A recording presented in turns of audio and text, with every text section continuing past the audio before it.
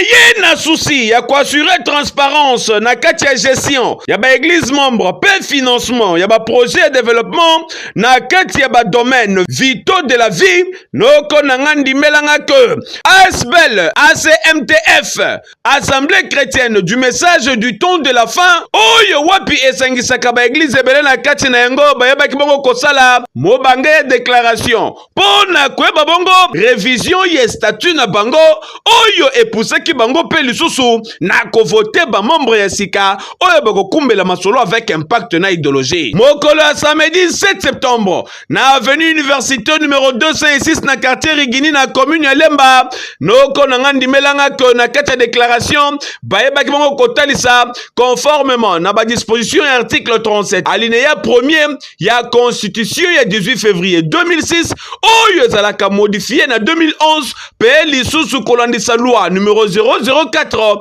ya 20 juillet 2001 oyo ezali comporté na ba disposition générale applicable na ba association sans but lucratif pe ba établissement ya utilité publique awa na kati ya République démocratique du Congo kolandisa lisusu ba disposition finale ya règlement d'ordre intérieur ya association na bango notamment na ba article 42 p 43 p conclusion ya procès verbal ya session extraordinaire ya conseil d'administration ya ACMTF oyo ezalaka tenu mokolo 19 pe le 20 février 2011 na présence ya administrateur nyonso à l'exception ya troisième oyo azalaka empêché pour na ba raison ya santé noko na nga yebako na déclaration oyo basalaki bayebaki bongo commentionner 3 points oyo ezalaka relatif na modification ya statut pe règlement d'ordre intérieur ya association des assemblées chrétiennes du message du temps de la fin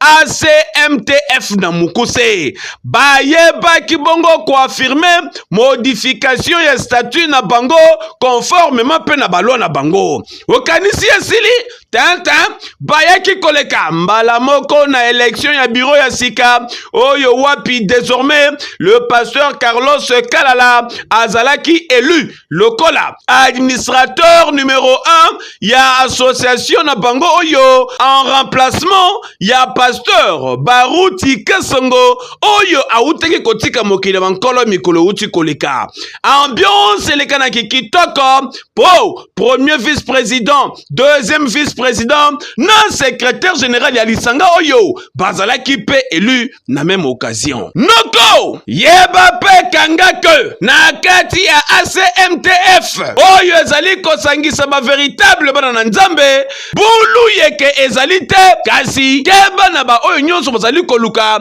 kokotisa nyamunyamu na koluka ko manipuler to pe ko tripoter na statut ya lisanga oyo ezali kokumbela basali ya nzambe pe mangomba nyonso kitoko na souci semoko ya koyeba ko encadrer bana na nzambe tout na ba domaine vitaux ya bomoi avec ACMTF elongo na administrateur numéro 1 Yesika le pasteur Carlos Kalala Baruti makambutu ekozonga na nzela mpe kokende liboso bande kolona baponika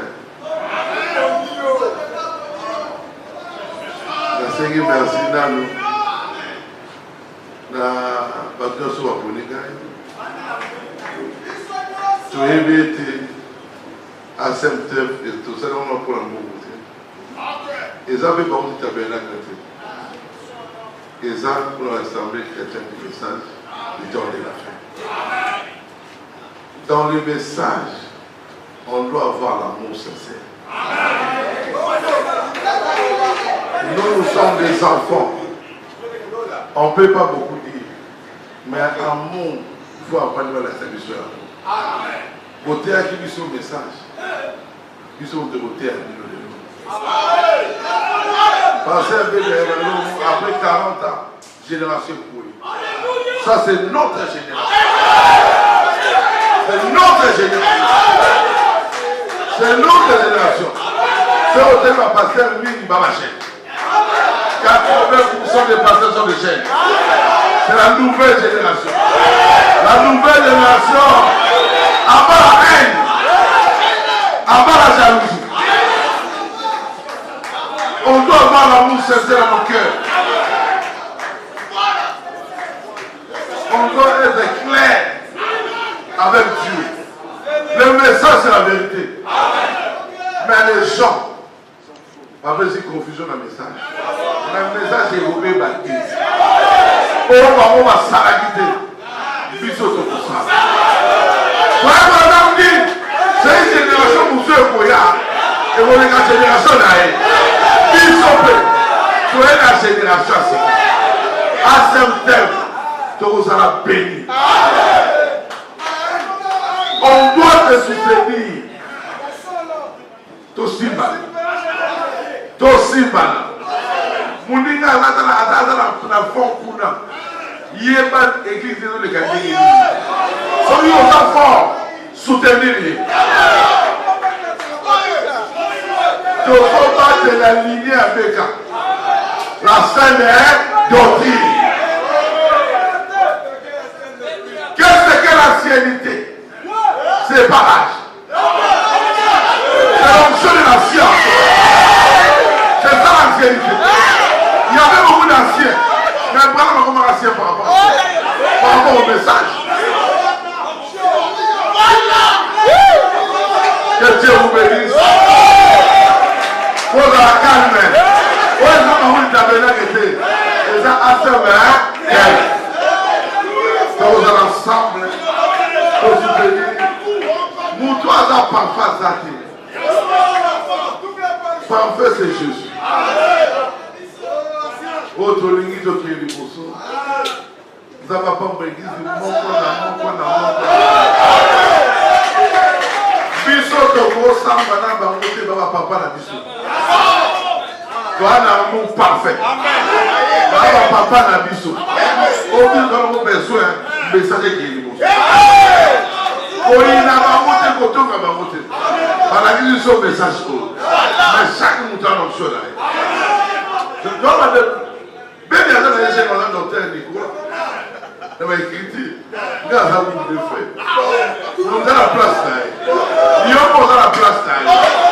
Que Dieu vous bénisse. Shalom. La réunion a eu lieu, le pasteur Carlos a été désigné comme le premier administrateur, donc c'était bon. Non, c'est juste ça, ce n'est pas une organisation spirituelle. C'est une corporation juste pour être une interface avec le gouvernement. Donc c'est comme ça que nous avons élu les administrateurs pour qu'ils puissent nous représenter au niveau du gouvernement. Juste pour avoir les documents, pour que l'évangile soit prêché librement. Non, mais c'est le message qui prépare l'épouse pour la seconde venue de Jésus. Parce que dans chaque âge, Dieu lotit une portion de la parole qui doit préparer ce groupe-là pour aller dans l'enlèvement. Alors le message est la parole de Dieu que Dieu a envoyée pour cet âge, pour préparer l'épouse pour aller dans l'enlèvement. C'est pourquoi on se bat d'une façon ou d'une autre pour préparer les enfants de Dieu parce qu'il y a un enlèvement qui n'est pas loin de nous. Vraiment aujourd'hui, je suis très content, très ravi, très joyeux de ce qui s'est passé, puisqu'on s'attendait à ça. Nous sommes une grande plateforme, mais qui était vraiment... Donc il y avait des problèmes qu'on devait régler et chercher à ramener l'ordre dans la SEMTEF afin que nos églises soient bien gérées et la continuité de ce que les anciens ont fait.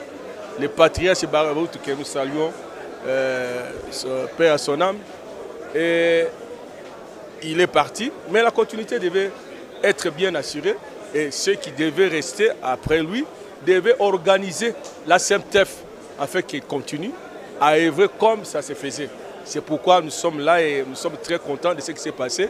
Et tout s'est bien passé, et l'ordre était là, et on a tout vu, tout ce qu'on devait faire. C'est bien passé, je suis très content et très ravi, puisque nous sommes arrivés à la fin, on a clôturé. On a élu les administrateurs, les animateurs de la SEMTEF, comme on devait le faire par l'Assemblée générale. Donc nous sommes dans le vrai, dans la légalité. Alors nous sommes très contents d'avoir...